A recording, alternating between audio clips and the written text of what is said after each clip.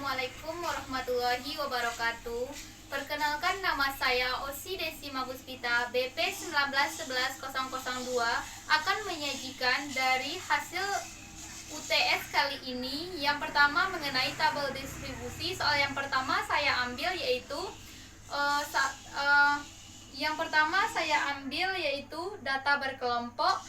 Yang soalnya yang pertama, buatlah tabel distribusi frekuensi yang berisi kelas interval frekuensi dan titik tengah.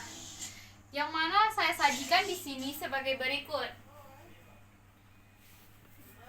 Kalau membuat tabel distribusi frekuensi yang berisikan kelas interval frekuensi dan titik tengahnya, yang pertama yang harus diperhatikan adalah jumlah N 60. N60 ini didapatkan dari soal kita, yang mana di soal menyebutkan ada 60 data yang belum berurut di 60 data yang belum berurut seperti mana di sini. Di sini saya tidak menjelaskannya, tapi terdapat di sini.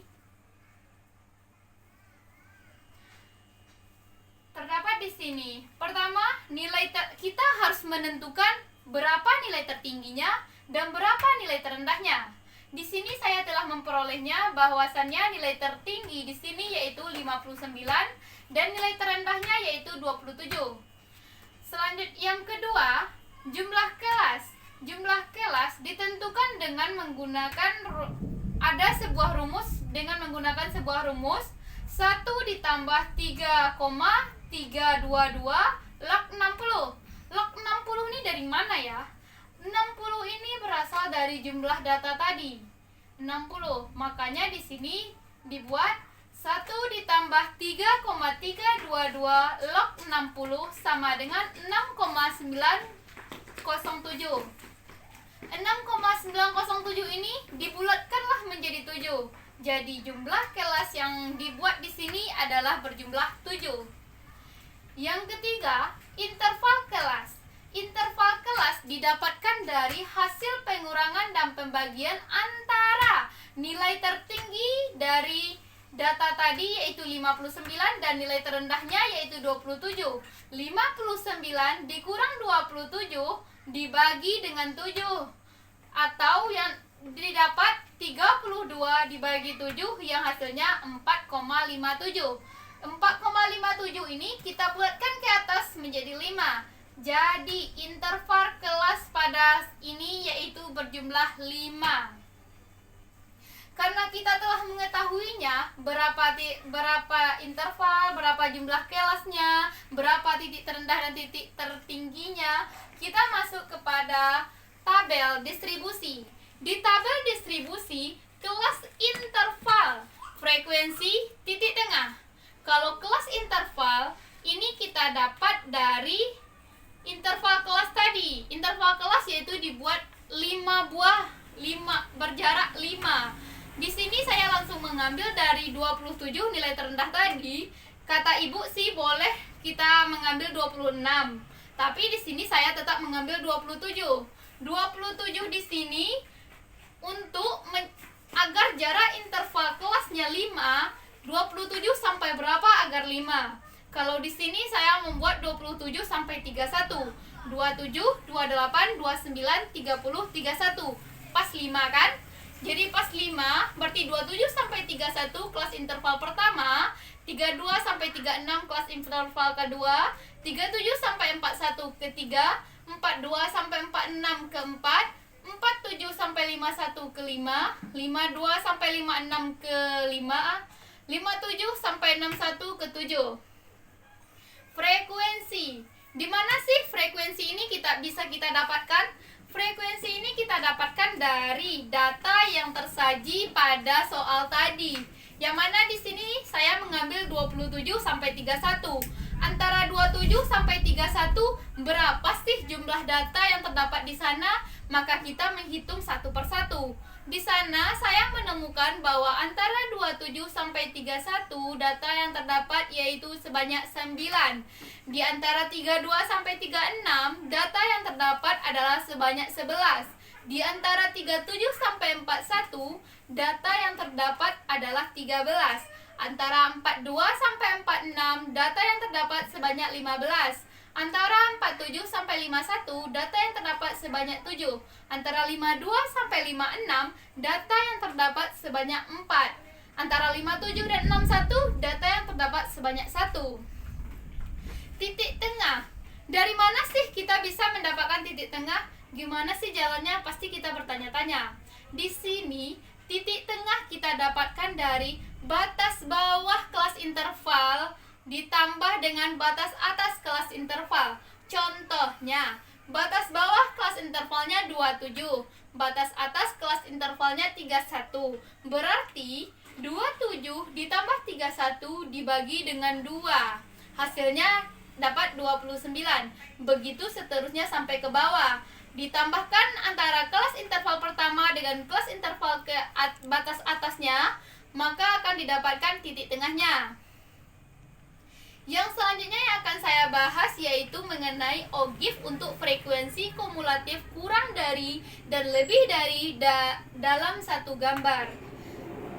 Kita pasti tidak bisa memungkiri apa itu frekuensi lebih dari dan frekuensi kurang dari. Yang pertama yaitu frekuensi lebih kurang dari. Di sini saya memberi lambang kurang dari batas kelas interval. Batas kelasnya yaitu kurang dari 26,5. Frekuensi kumulatifnya 0. Kok bisa 0 sih? Karena dia itu dimulai dari atas. Kalau dimulai dari atas berarti frekuensi kumulatifnya yaitu 0. Kalau frekuensinya yang pakai tanda persen, di mana sih mendapatkannya? Kok bisa 0 juga? Cara mendapatkannya yaitu frekuensi kumulatif dibagi frekuensi total kali 100%. Frekuensi total ini didapatkan dari jumlah frekuensi. Jumlah frekuensi di sini adalah 60. Jadi frekuensi totalnya adalah 60. Frekuensi kumulatifnya yaitu 0. 0 dibagi dengan 60 dikali dengan 100%, tentunya hasilnya tetap 0. Begitu juga selanjutnya. Kok frekuensi selanjutnya yaitu 9? Yang pertama yaitu kelas interval 27 sampai 31 yaitu 9. Maka dari kelas interval 31,5 frekuensi kumulatifnya adalah 9. Frekuensinya yaitu 15,0. Caranya pun sama dengan yang pertama tadi. Begitu selanjutnya 41,5 frekuensinya 33. Frekuensi persennya 55,0. Dan selanjutnya begitu seterusnya sampai ke bawah. Kalau di frekuensi lebih dari, tandanya pun berubah. Kalau kurang dari, perutnya ke belakang. Kalau lebih dari, perutnya ke depan. Seperti mana yang dicontohkan di sini yaitu batas kelas 26,5. Frekuensi kumulatifnya 60. Kok 60 sih frekuensi kumulatifnya, sedangkan di sebelah sini kok 0? Karena di sini adalah frekuensi kumulatif lebih dari, maka dimulai dari yang terbesar sampai yang terkecil, yaitu frekuensi kumulatifnya 60, 100%. Kok bisa 100% sih? Tetap sama dengan yang di sebelah sini. Karena apa? Frekuensi kumulatif dibagi dengan frekuensi total dikali 100%. Yang keduanya yaitu 31,5. Frekuensi kumulatifnya 51. Kok bisa 51 sih? 60-nya ini dikurangi dengan frekuensi yang ke-6 tadi yaitu 4, dapatlah hasilnya 51. Berarti batas kelas 31,5 frekuensi kumulatifnya yaitu sebesar 51. Dan frekuensi kumulatif persennya sebanyak 85,0. Begitu seterusnya sampai ke bawah, yaitu 36,5, frekuensi kumulatifnya 40, frekuensinya 6,6. 41,5, frekuensi kumulatifnya 27, frekuensinya 45,0. Frekuensi 46,5, frekuensi kumulatifnya 12, frekuensinya 20,0. Frekuensi 51,5, kumulatifnya 5, dan frekuensinya 8,3. Frekuensi 56,1, frekuensi kumulatifnya 1, frekuensinya 1,6. Sedangkan 61,5 frekuensinya kumulatifnya 0 dan frekuensinya sama juga dengan 0. Kenapa sih kok bisa 0 di bawahnya? Sama dengan sini. Kalau di sini dimulai dari 0, kalau di sini diakhiri dengan 0. Intinya tuh, kalau kurang dari maka dimulai dari yang terbesar frekuensinya. Kalau lebih dari dimulai dari yang terbesar ke yang terkecil frekuensinya. Yang selanjutnya itu ogive. Gimana sih cara membuat ogive? Cara menggambarkan ogive? Cara membuat ogive di sini adalah pertama kita masukkan ke tabel. Ini kan sudah kita cari keduanya dan kita urutkan di sini. Batas tepi bawah kelas, 26,5, 31,5, 36,5, 41,5, 46,5, 51,5, 56,5, 61,5. Frekuensi kurang darinya masukkan yang dari sini ke sini, yaitu 0, 9, 20, 33, 48, 55, 59, 60. Frekuensi lebih darinya yaitu masukkan juga dari sini, dari yang terbesar 50, 60, 51, 40, 27, 12, 5, 1, 0. Sedangkan diagramnya yaitu dari ogive-nya ini. Ini adalah ogive dari frekuensi tadi. Frekuensi kumulatifnya yaitu berjarak dari 0 sampai 60. Dan yang pertama, kalau frekuensinya lebih dari dimulai dari yang terbesar. Yang terbesar di sini adalah 26,5, maka frekuensi lebih darinya yaitu 60. Maka ditulis dari sini dikasih ke atasnya yaitu 60, tepat di 60. Begitupun seterusnya, 5 frekuensi batas tepi kelasnya 31,5. Berapa sih frekuensi lebih darinya? Frekuensi lebih darinya adalah 51, maka ditarik ke atas sampai titik 51. Begitu seterusnya sampai yang terkecil yaitu 0. Dan selanjutnya yaitu frekuensi kurang dari. Gimana sih caranya membuat kurva frekuensi kurang dari? Kalau frekuensi kurang dari dimulai dari yang terkecil ke yang terbesar. Kalau 26,5 frekuensinya di mana sih? Kalau 26,5 frekuensinya di 0. Kalau Briga 1,5 frekuensinya di mana? Frekuensinya tepat di angka 9. Maka kita garis ke atas, kita kasih titik tepat di angka 9. Begitu seterusnya sampai frekuensi 61,5 pada titik di 60 frekuensi kumulatifnya. Habis kita kasih titik seluruhnya, maka garisnya ditarik dari bawah ke atas atau dari atas ke bawah pun tidak masalah. Baiklah, saya harap teman-teman bisa paham dengan apa yang saya jelaskan tentang ogive. Dan selanjutnya kita masuk kepada histogram dan poligon dalam satu gambar. Yang dimaksud dengan histogram dan poligon dalam satu gambar, kita menggambar satu kurva dengan dua makna, yaitu antara histogram dan poligon. Membuat kurva, histogram, dan poligon, kita harus membuat tabel pun terlebih dahulu. Yang mana tabelnya yang berisikan tentang kelas interval, titik tengah, frekuensi. Kelas intervalnya yaitu seperti yang tadi pun 27 sampai 31, 32 sampai 36, 37 sampai 41, 42 sampai 46, 47 sampai 51 dan seterusnya. Kalau titik tengah didapatkan dari batas atas kelas interval ditambah dengan batas bawah kelas interval dibagi 2, mendapatkan hasilnya 29. Contohnya, batas atas kelas intervalnya 27 ditambah dengan batas bawah kelas intervalnya 31 dibagi dengan 2, hasilnya 29. Frekuensi adalah ketetapan dari data kita pertama tadi. Jadi frekuensinya tinggal kita pindahkan lagi ke tabel berikut ini. Dan Untuk membuat setelah membuat tabel, gimana sih cara kita memasukkannya ke kurva? Caranya adalah dengan membuat kurva antara adanya garis vertikal dan horizontal. Pertama kita buat frekuensinya berapa? Frekuensinya di sini berkisar 1 sampai 15. Berarti kita di sini bikin 1 sampai 15. Dan tepi kelasnya berapa sih? Dari 27, 32, 37, 42. Kok pakai koma 5? Kan kelas interval telah ada ketetapan bahwasannya kelas interval tepi bawah dikurang dengan 0,5. Jangan pernah lupakan itu. Jadi di 26,5 ini, 26,5 frekuensinya berapa sih? 26,5 frekuensinya 9. Dari sini tarik garis ke atas sampai angka 9. Begitu seterusnya. Namun kurva di atas tidak boleh dikasih jarak. Karena apa? Karena itu adalah ketentuan dari histogram dan poligon. Mereka disatukan.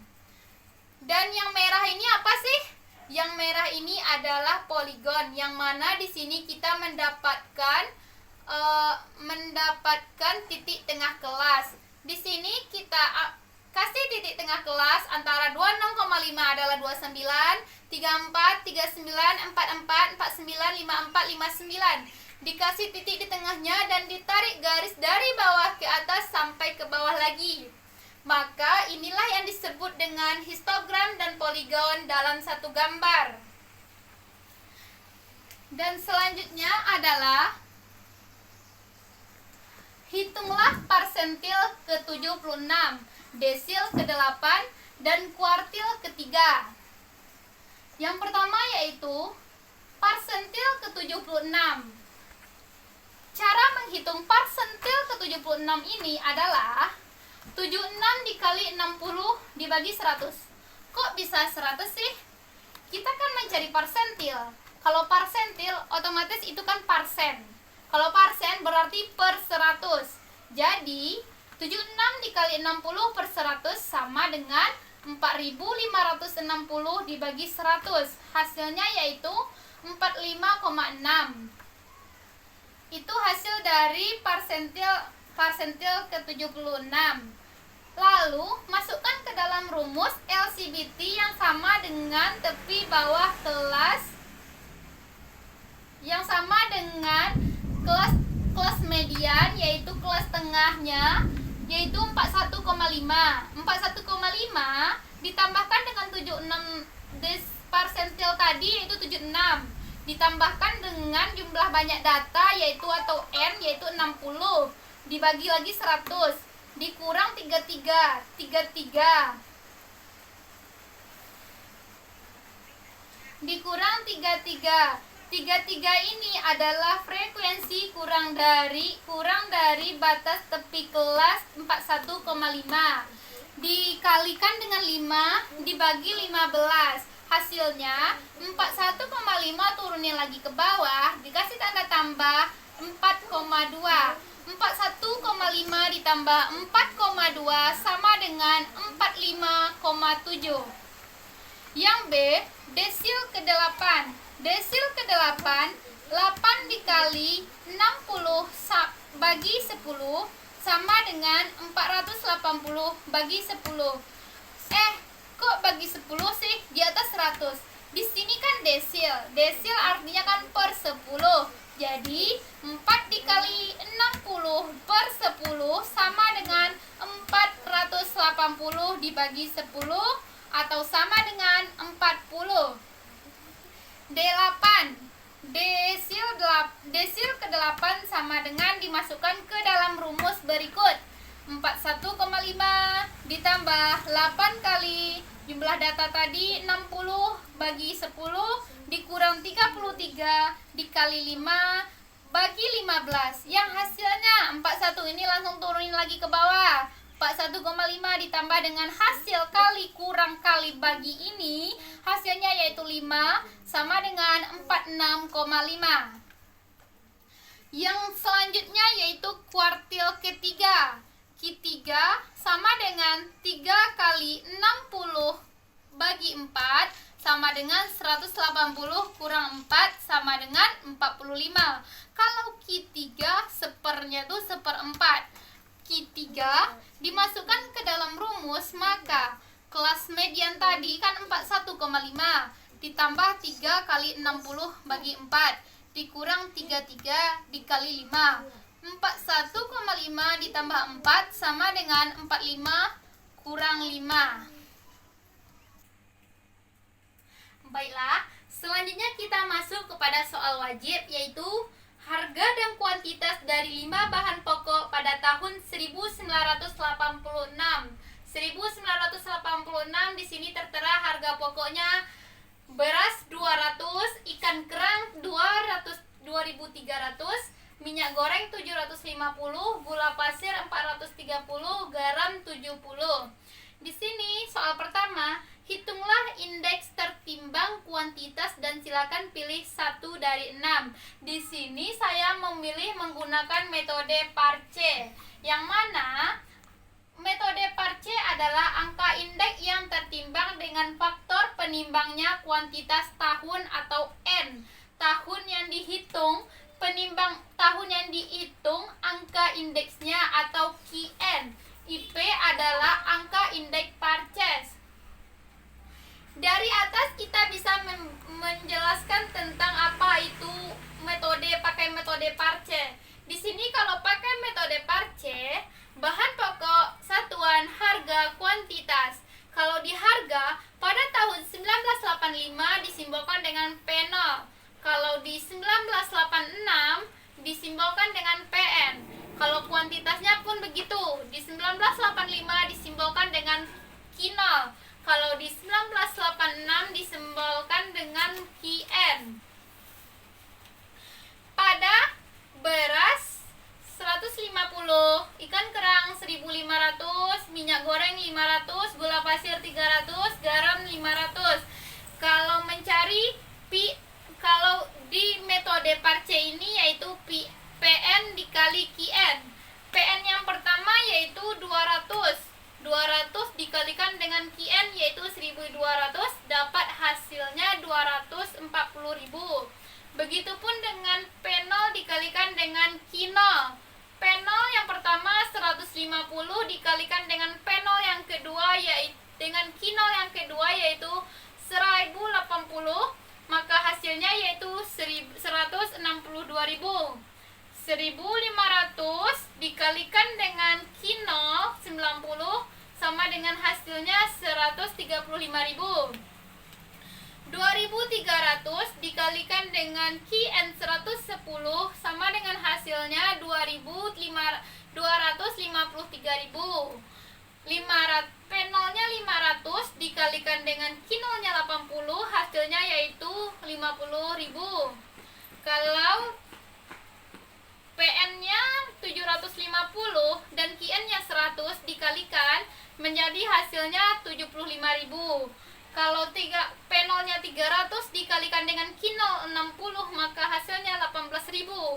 Kalau PN-nya 430 dikalikan dengan QN-nya 75 hasilnya 32.250.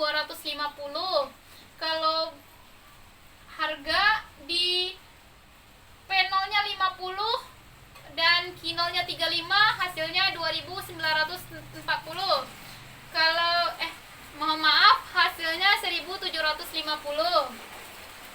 Kalau PN-nya 70, QN-nya 42, maka hasilnya adalah 2.940.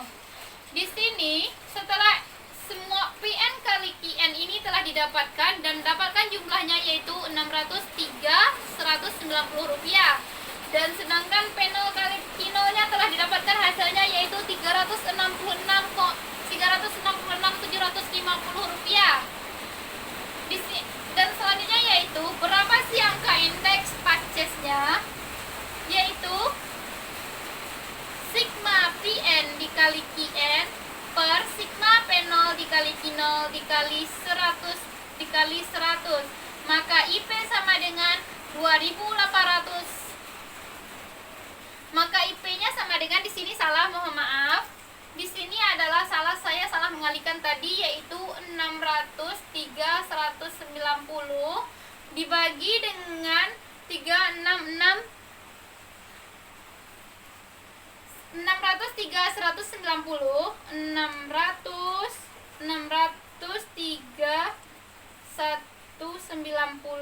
dibagi dengan 366.750 sama dengan 1,64 dikali dengan 100%. 1,644 dikali 100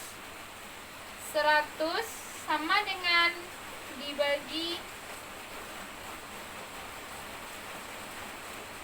Jadi hasilnya di sini adalah 1,644. Mohon maaf, saya tadi salah mengalihkan, yaitu 1,644%. Soal kedua yaitu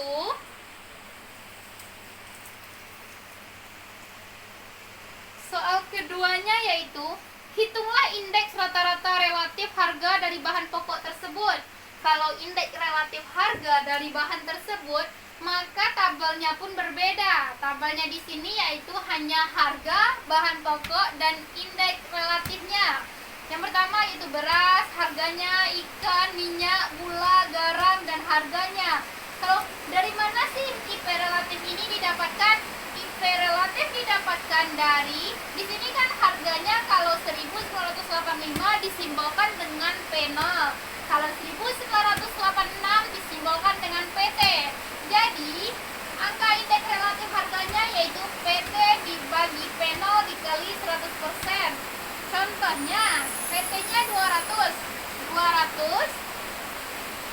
PT-nya 200 dibagi dengan P0-nya 150 dikali 100%. Maka hasilnya adalah 133,33%. Begitu seterusnya sampai ke bawah. 2.300 dibagi dengan 1.500 dikali 100%, dapat hasilnya 153,3. 750 dibagi 500 dapat 150%. Kalau angka indeks rata-rata relatif harga yaitu sigma indeks relatif bagi banyak bahan pokok. Di sini banyak bahan pokoknya adalah 1, 2, 3, 4, 5. Ada 5 bahan pokok. Bahan pokok 5, maka IP relatif atau total dari IP relatif tadi adalah 719,9% dibagi dengan 5 sama dengan 143,98. Maka angka indeks rata-rata relatif harganya adalah 143,98. Sekian dari saya, Osi Desi Maguspita, menjelaskan tentang hasil UTS kali ini. Mohon maaf atas segala kekurangan dan terima kasih atas perhatian. Terlebih dan terlebih